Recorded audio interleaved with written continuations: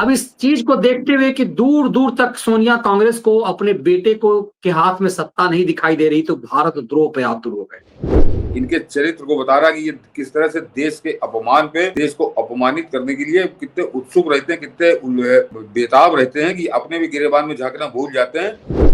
जाकर मनीष जी कराची में हुआ था और वहां पर जाके यासिर अराफात बयान दे रहा था कि हमको बड़ा दुख हुआ पाकिस्तान की हार से और हम तो वहां लड़ना चाहते थे पाकिस्तान की तरफ से, जिसको अपना भाई बना रही थी इंदिरा गांधी की। ये थी कूटनीति। इतनी बेइज्जती होने के बाद भी ये उसी ढिठाई, उसी अराजकता पे उतरा हुआ है। तो मनीष ये सड़क छाप गुंडा होता है जिसको पुलिस पकड़ती है, डंडे डंडे मारती है, 2-4 दिन में छोड़ देती है, लेकिन फिर वो अपने काम में जुट जाता है। ये उस तरह का आचरण कर रहा है राहुल गांधी।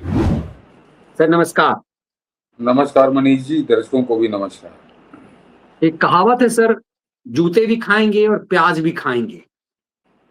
कांग्रेस इस गत में आ गई है। अब इस चीज को देखते हुए कि दूर दूर तक सोनिया कांग्रेस को अपने बेटे को के हाथ में सत्ता नहीं दिखाई दे रही, तो भारत द्रोह पे आतुर हो गए। अब कांग्रेस और उसका इकोसिस्टम तो भारत को अपमानित करके गर्व महसूस कर रहा है कि चलो हम अपमानित, सत्ता तो पा नहीं सके हमारे आका, तो पूरा इकोसिस्टम एक फरेब गढ़ रहा है। राहुल गांधी तो अब घोड़ों की कहानी सुना रहे हैं। कल हम बात कर रहे थे कि सलमान खुर्शीद जैसे लोग भारत और राष्ट्रवाद की बात करने लगे। अब राहुल गांधी को उसमें तीसरा घोड़ा नजर आने लगा है। वैसे कांग्रेस के चमचे जश्न में हैं। मैं एक साझा कर रहा था, कांग्रेस के चमचों को लग रहा है कि यदि तीसरा घोड़ा, लंगड़ा घोड़ा यदि बाहर कर दिया जाए, क्योंकि लंगड़े घोड़े को बाहर करना है सलमान खुर्शीद, शशि थरूर जैसे लोगों को, तो चमचों को घोड़ा या यूं कहे गधा बनने का अवसर मिलेगा। हद आलम की निर्लज्जता है। मनीष जी, इस पे अभी हम लोग बात करेंगे।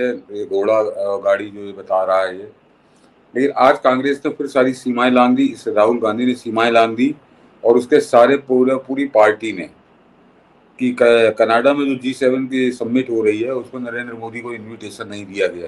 ये एक खबर है। और वो इनविटेशन नहीं दिया गया, फिलहाल नरेंद्र मोदी उसमें नहीं जा रहे। कारण क्या है अभी ना तो कोई स्पष्ट नहीं है, लेकिन ये कहा जा रहा है कि उनको निमंत्रण नहीं दिया गया। जो ये चिल्ला रहे हैं, खैराती चिल्ला रहे हैं, कांग्रेस चिल्ला रहे हैं और ये इसको इतने जश्न के साथ बता रहे हैं, इतनी खुशी मना रहे हैं इस बात की कि प्रधानमंत्री मोदी को कनाडा के G7 समिट में निमंत्रण नहीं मिला। तो ये सोच लीजिए कितने ज्यादा ये देश के खिलाफ हैं, देश के विरोधी हैं। ये क्या इनको ये मालूम नहीं, ये देश की दूसरी राजनीतिक पार्टी है, सबसे बड़ी पार्टी जो जो जिसको अधिकृत रूप से जो पार्टी सदन के अंदर विपक्षी पार्टी का जिसको दर्जा प्राप्त है, ये राहुल गांधी देश के विपक्ष का नेता है। ये अधिकृत रूप से है। ये सारी सुख सुविधाएं इसको मिलती हैं नेता विपक्ष के रूप में। ये आधिकारिक तौर पर है, 10 साल के गैप के बाद बन पाया, लेकिन बना है। क्या इसको नहीं मालूम कि कनाडा के साथ इस समय भारत के संबंध कैसे हैं, कैसे वहां पर भारत विरोधी आतंकवादियों का जो खालिस्तानी आतंकवादी हैं उनका वो अड्डा है कनाडा। वहां की सरकार किस तरह से उसको तेल लगा रही है और वो खालिस्तानियों को कैसे बढ़ावा देती रही है, ये भी जग जाहिर है।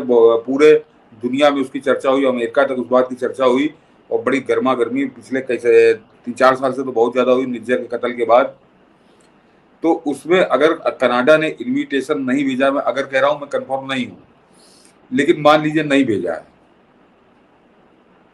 तो उसमें इतना जश्न मनाने की क्या जरूरत है जिस तरह से कांग्रेसी रस्सी कूद रहे हैं।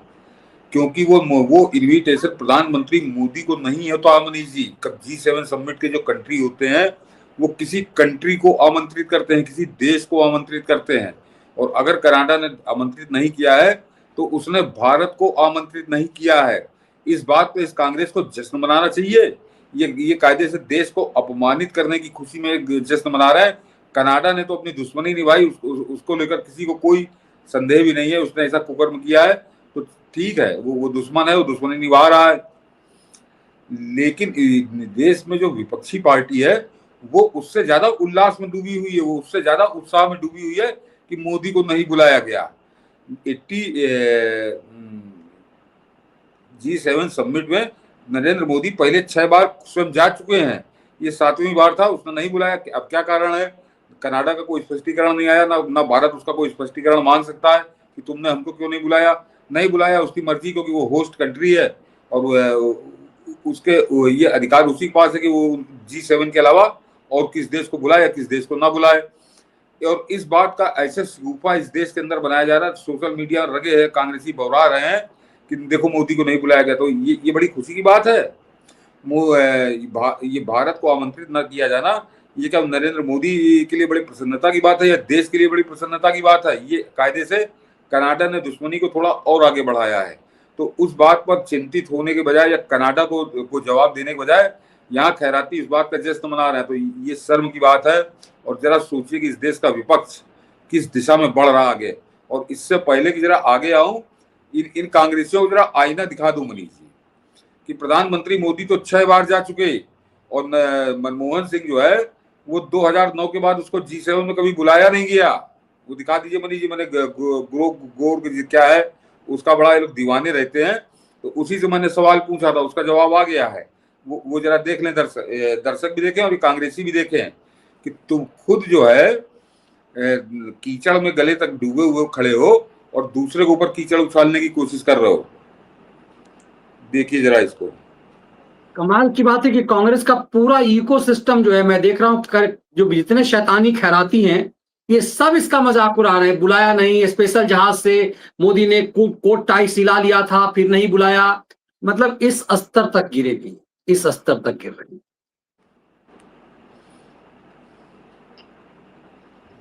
ये मैंने लिखा है,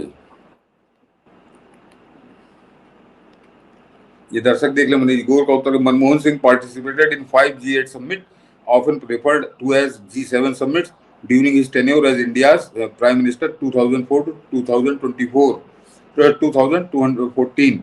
These were in 2005, 2006, 2007, 2008 एंड 2009। और ये कहाँ कहाँ हुई थी? ये स्कॉटलैंड में हुई थी, सेंट पीटर्सबर्ग रसिया में हुई थी, जर्मनी में हुई थी और इटली में हुई थी। तो यहाँ पर मनमोहन सिंह को बुलाया गया था, ये वहां गए थे। India attended as a guest engaging in key discussions.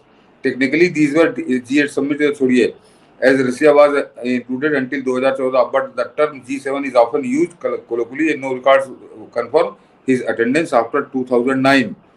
तो 2009 के बाद 2009 से 2014 तक मनमोहन सिंह को क्यों नहीं बुलाया गया था? मनमोहन सिंह काहे नहीं गया? तो अगर नरेंद्र मोदी का ये मजाक बना रहे हैं तो वो तो 6 बार जा चुके, वो 10 साल के कार्यकाल में 6 बार जा चुके। मनमोहन सिंह तो 5 ही बार गया था, तो क्यों 5 बार क्यों नहीं गया ये? तो ये अपने अपने गिरेबान में नहीं झांकते कितना फटा हुआ, कितना चाक गिरेबान है, और उसके बाद ये नरेंद्र मोदी भी कीचड़ उछालते हैं।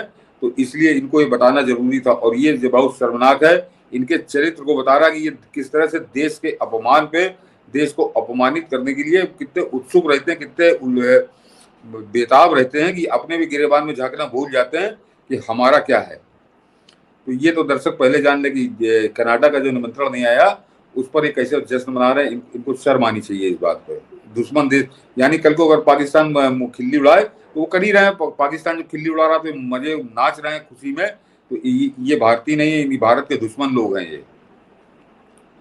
दूसरा मैटर मनीष जी, आज इसने फिर भोपाल में प्रधानमंत्री मोदी का मजाक बनाया और इसने फिर वो सरेंडर मोदी वाला धंधा शुरू किया और डोनाल्ड ट्रंप को लेकर के डोनाल्ड ट्रंप के फोन पे नरेंद्र मोदी ने वो कर दिया युद्ध विराम कि मोदी जरा दिखाइए कितने मजाक बना के बात कर रहा है। वही मैं जब उसको सुन रहा था तो लगता है कि सोचिए ये स्तर लीडर अपोजिशन का है। ये आदमी सोचता है कि हम लीडर अपोजिशन, लगता है कि मेंटली आगरा के अलावा कहीं कोई जुगाड़ नहीं। बीजेपी आरएसएस वालों को अब मैं अच्छी तरह जानता हूं। इन पर थोड़ा सा दबाव डालो, थोड़ा सा धक्का मारो, डर के भाग जाते हैं ये लोग। जैसे उधर से ट्रंप ने एक इशारा किया,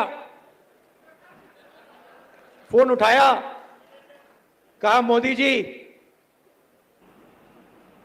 क्या कर रहे हो?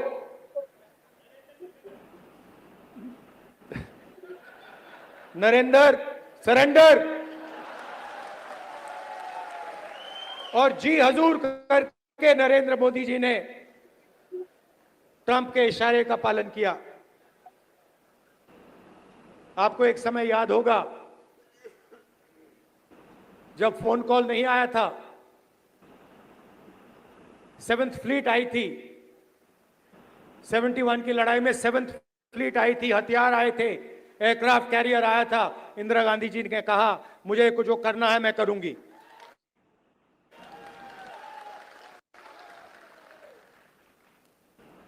ये फर्क है।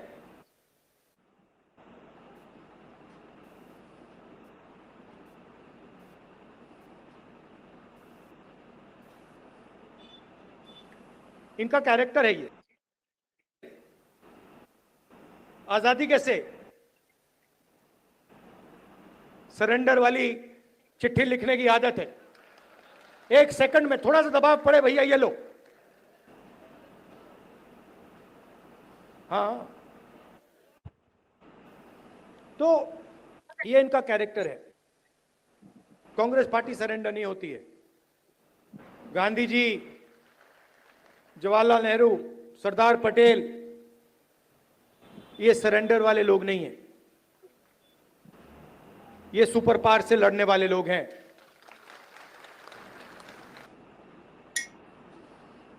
याद दिला दूं मनीष जी इसको आज, ये कह रहा कि कांग्रेस पार्टी सरेंडर करने वाली पार्टी नहीं है, कि कांग्रेस पार्टी का जन्म ही किन स्थितियों में हो, तो मैं बता चुका हूं, आज फिर याद दिला दे रहा हूं कि जब जिस दिन 28 दिसंबर 1885 जिस दिन कांग्रेस का जन्म हुआ, उस दिन आकर ए ह्यूम में जब बन गई पार्टी, तो ए ह्यूम ने आकर मंच पे कहा था कि आओ उस महान महारानी के लिए हम लोग 3 चीयर्स करें जिसके जूते के फीते खोलने की भी है औकात हमारी नहीं है। और उस हाल में जितने कांग्रेसी थे जिन्होंने मिलकर कांग्रेस बनाई थी, उन्होंने 3 चीयर्स जो है बहुत जोश खरोश के साथ 3 चीयर्स को उन्होंने कई बार दोहराया। तो इस तरह से कांग्रेस पार्टी का जन्म हुआ था। ये इसने याद दिलाया। और एक दिन बताऊंगा कि किसने किसने माफी मांगी है और ऐसे से दिग्गज नेताओं ने मांगी है कि शर्म आ जाएगी कि लोगों जिनको आज भी हम लोग बड़ा महान नेता मानते हैं, उनका भी बड़ा कच्चा चिट्ठा है। लेकिन आज वो विषय नहीं है, क्योंकि इसने कहा कि सरेंडर मोदी, तो बता रहा हूँ सरेंडर नहीं, किस तरह से कि मतलब इससे ज्यादा मनीष जी शर्मनाक कोई हो सकता है कि कोई पार्टी का गठन हो रहा हो और उसके जैसे गठन पूरा हो तो एक आता है बीच में ए ह्यूम जो इसका जन्मदाता था, ये कहता है कि आओ उस महान महारानी के लिए हम लोग 3 चीयर्स करें और 3 के 3 गुना ज्यादा चीयर्स करें जिसके जूते के फीते खोलने की भी औकात हमारी नहीं है। और कांग्रेसी मस्त होके चीयर्स करने लगे। उस स्थितियों में, उन परिस्थितियों में कांग्रेस का जन्म हुआ था, जिसको ये महिमा मंडन कर रहा है, जिसको ये प्रधानमंत्री मोदी को गाली दे रहा है। लेकिन आज इसने अपना जहर बताया। इसने मनीष जी 1971 की बात की, जिस समय 7th फ्लीट आ गया था। 7th फ्लीट आ गया था तो क्या इंदिरा गांधी अपने दम पे रुक गई थी, या क्या हिंदुस्तान की औकात देख के ये रुका था? अरे ये बताओ कि जब अमेरिका ने 7th फ्लीट भेजा था तो उसी समय रूस ने अपना उससे बड़ा बेड़ा भेज दिया था उसी 71 के युद्ध में, क्योंकि दोनों देशों में शीत युद्ध चल रहा था। और शीत युद्ध की वजह से, क्योंकि रूस जो है किसी भी हालत में अमेरिका को अपहरण नहीं देखना चाहता था, तो रूस का बेड़ा आया था तब वो वापस लौटा था अमेरिका का। कोई इंदिरा गांधी के जलवे से नहीं लौट गया था, ये इंदिरा गांधी के डर से नहीं लौटा था। इंदिरा गांधी डरता होता तो आता ही ना। इंदिरा गांधी ने क्या कुकर्म किया था ये समझ लो कि जिस इजराइल ने मदद की थी 71 की लड़ाई में, उस इजराइल के साथ विश्वासघात करके उस आतंकवादी यासिर अराफात को अपना भाई बता रही थी। जो इतना करने के बाद, इजराइल के साथ विश्वासघात करने के बाद, जो यासिर अराफात फिर 79 में यही ऑर्गेनाइजेशन ऑफ इस्लामिक कॉन्फ्रेंस, ये OIC का सम्मेलन जाकर मनीष जी कराची में हुआ था। और वहां पर जाके यासिर अराफात बयान दे रहा था कि हमको बड़ा दुख हुआ पाकिस्तान की हार से, और हम तो वहां लड़ना चाहते थे पाकिस्तान की तरफ से, जिसको अपना भाई बना रही थी इंदिरा गांधी की। ये थी कूटनीति, ये थी इंदिरा गांधी की बुद्धि। ये जब पूरा मुर्दे उखाड़ रहा है तो फिर सारे मुर्दे उखाड़ो। और इंदिरा गांधी किससे डर गई थी? जिसने अपने 54 सैनिक नहीं मांगे और पाकिस्तान के 93,000 वापस कर दिए। ये बार बार इसको क्या याद दिलाऊं, ये बेशर्म हो गया ये आदमी। ये मजबूर करता है कि उसको याद दिलाया जाए इन बातों को। तो आज जब ये बात कर रहा था प्रधानमंत्री मोदी के सरेंडर मोदी की, तो उससे पहले जरा अपनी अम्मा का, अपने बाप का, अपने दादी का, अपने वो तो मेरे संबंध समझ नहीं आता कि क्या संबंध जोड़ू नेहरू से इसका, कि उनके कर्म याद करो। तो आजकल निशिकांत दुबे इसका कच्चा चिट्ठा खोल रहे हैं, तो वो ये सब छोड़, ये तो खुद ये पागल और इसके सामने बैठे हो दर्शक जो ताली बजा रहे हैं, उनको कोई देश काल इतिहास का ज्ञान ही नहीं है, केवल हुल्लड़ मचाने के लिए इसका आते हैं। जरा ये क्या बातें कर रहा है, और किस तरह से देश को अपमानित कर रही है, देश के प्रधानमंत्री के लिए किस तरह से बात कर रहा है। और सबसे खास बात मनीष जी, और मैं दर्शकों को कहूंगा इसको बड़े ध्यान से जरा सुनिए और समझिए कि ये केवल जो डोनाल्ड ट्रंप कह रहा है उस बात को ये मान रहा है, ये हमारे देश का प्रधानमंत्री क्या कह रहा है उस बात को ये नहीं मान रहा, हमारे देश का विदेश मंत्री क्या कह रहा है उस बात को ये नहीं मान रहा, हमारे देश का गृह मंत्री क्या कह रहा है उस बात को ये नहीं मान रहा, हमारे देश का सेना अध्यक्ष क्या कह रहा है वो नहीं मान रहा, हमारे देश का सीडीएस क्या कह रहा है ये उसको नहीं मान रहा, ये केवल डोनाल्ड ट्रंप को मान रहा है। तो अगर अमेरिका राष्ट्रपति इतना ही सच्चा होता है तो डोनाल्ड ट्रंप को तो तुम गाली देते रहो, डोनाल्ड ट्रंप को तुम गाली देते रहो। मैं जरा बताता हूँ कि एक और अमेरिकी राष्ट्रपति जिसके बड़े गीत गाए हैं, यूपीए ने बड़ा उसका स्वागत सत्कार किया है, और उसके दबाव में, फिर कह रहा हूँ कि उसके दबाव में वो परमाणु संधि भी की जिसमें लोकसभा के अंदर नोटों की गड्डियां उछली थी, उस राष्ट्रपति ने तुम्हारे बारे में क्या लिखा है जरा वो बात करो राहुल गांधी। अगर अमेरिका का राष्ट्रपति ही सबसे सच्चा आदमी है तो अब जरा सुनिए, मैंने मनीष जी निकाल के रखा है कि बराक ओबामा इसके बारे में क्या कह के गया है, और कह के नहीं गया है, उसने बाकायदा अपनी किताब में लिखा है। आज से 100 साल बाद 200 साल बाद भी ये पढ़ा जाएगा कि जो आदमी हिंदुस्तान में प्रधानमंत्री बनने का सपना देख रहा था उसके बारे में राष्ट्रपति ने क्या लिखा था। अमेरिका के राष्ट्रपति ने, अमेरिका के पूर्व राष्ट्रपति बराक ओबामा ने, अमेरिका के पूर्व राष्ट्रपति बराक ओबामा ने अपनी एक किताब में कांग्रेस नेता राहुल गांधी पर टिप्पणी करते हुए लिखा है कि राहुल गांधी एक नर्वस और तैयारी करते हुए ऐसे छात्र की तरह लगे जो अपने शिक्षक को प्रभावित तो करना चाहता है मगर उसके भीतर विषय का मास्टर बनने के लिए जुनून या योग्यता की कमी है। ये बात बराक ओबामा लिख गया है तुम्हारे बारे में राहुल गांधी। तो अगर अमेरिका के राष्ट्रपति सब कुछ सच ही बोलते हैं तो फिर ये बराक ओबामा जो कह रहा है तो तुमको तो तत्काल राजनीति से इस्तीफा दे देना चाहिए।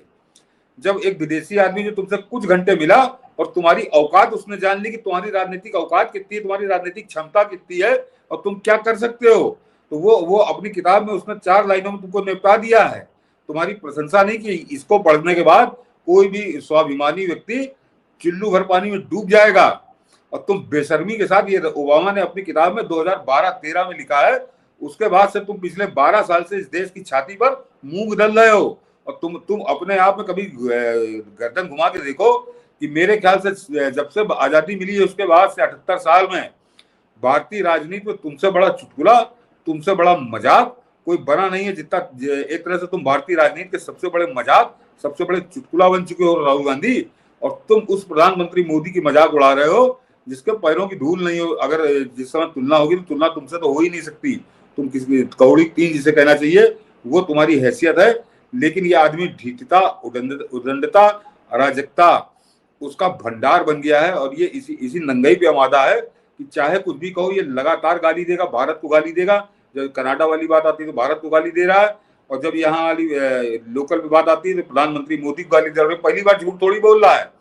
तुम पहली बार झूठ बोल रहे होते तो एक बार लोग सच मान लेते। तुम राफेल पर झूठ बोले, तुम लोया पर झूठ बोले, तुम सहारा डायरी पर झूठ बोले, और इसके लिए सुप्रीम कोर्ट तक से डंडा चला है तुम्हारे ऊपर ये झूठ मत बोलो। तुम सावरकर पर झूठ बोले, ताजा झूठ बोले, और अभी भी उसके बाद भी तुम बेशर्मी से घुमा फिरा के फिर वही झूठ बोल रहे हो कि वो माफी वाली चिट्ठी।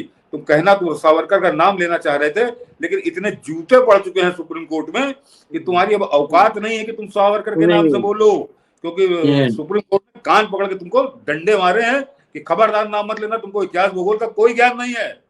इतनी बेइज्जती होने के बाद भी ये उसी ढिठाई, उसी अराजकता पे उतरा हुआ है। तो मनीष, ये सड़क छाप गुंडा होता है जिसको पुलिस पकड़ती है, डंडे मारती है, 2-4 दिन में छोड़ देती है, लेकिन फिर वो अपने काम में जुट जाता है। ये उस तरह का आचरण कर रहा है राहुल गांधी। ये देश के विपक्ष का नेता, वो इसका आचरण ही नहीं है। ये किस तरह से बातें कर रहा है और देश के प्रधानमंत्री के बारे में बातें कर रहा है, तो शर्म आती है कि अपने देश की संसद में शर्म आती है कि उस संसद के अंदर नेता विपक्ष ये इस तरह का बेहुदा व्यक्ति है, इस तरह का झूठा व्यक्ति है, इस तरह का बेशर्म व्यक्ति है। कोई सोच नहीं सकता, कल्पना नहीं कर सकते। और पिछला इतिहास उठाकर देख लीजिए भारत का, तो पिछले जब से बना है, इस बार बना है 2024 में, तो उससे पहले अगर आप गौर करिए 47 में आजादी मिली थी, 50 में संसद बनी, 52 में, तब से लेकर अब तक 2024 तक ऐसा बेशर्म और बेहुदा व्यक्ति नेता विपक्ष नहीं बना है कि जिसको सुप्रीम कोर्ट ने जुटियाया हो झूठ बोलने के लिए, और उसके बाद आकर ये वही झूठ बोल रहा है घुमा फिरा के। तो सोच लीजिए ये अपनी खोपड़ी में लेके घूम रहा था कि हम तो संविधान का जो है संविधान का पालन करते हैं, हम तो संविधान को सबसे ज्यादा मानते हैं। कितना इस संविधान को मानता है कि सुप्रीम कोर्ट से जूते पड़ने के बाद उसके बाद भी ये वही काम कर रहा है। हिम्मत नहीं कर पाया सावरकर का नाम लेने के लिए, क्योंकि हाँ। उस समय अभिषेक मनु सिंघवी को सुप्रीम कोर्ट ने कहा था आइंदा यदि दोबारा इसने नाम लिया तो फिर समझ लेना तुम्हारे क्लाइंट को न इतिहास पता है, न भारत का इतिहास, न भारत का भूगोल। इससे हाँ। ज्यादा जलालत क्या होगी। और सिंघवी ने कहा हाँ जी हुजूर, जी मालिक, हम उसको समझा देंगे। तो ऐसी जलालत सिंघवी ने इसकी की। मतलब इस स्तर का व्यक्ति जिसको सुप्रीम कोर्ट ने कह दिया हो कि इसे ना इतिहास पता भारत का, न भूगोल पता, और ये आदमी बता रहा है कि कांग्रेस जो है वो माफी मांगना नहीं जानती, ये सरेंडर मोदी है। इस लेवल तक गया राहुल गांधी का लेवल आज इस कदर है कि जो लोग कांग्रेस पार्टी से थोड़ा राष्ट्रवाद की बातें करते हैं, जिन लोगों ने पाकिस्तान को बेनकाब किया बाहर जाकर के, शुरू में तो लगा सिर्फ थरूर की बात हो, आज राहुल गांधी ने सर तीसरे घोड़े की बात की है।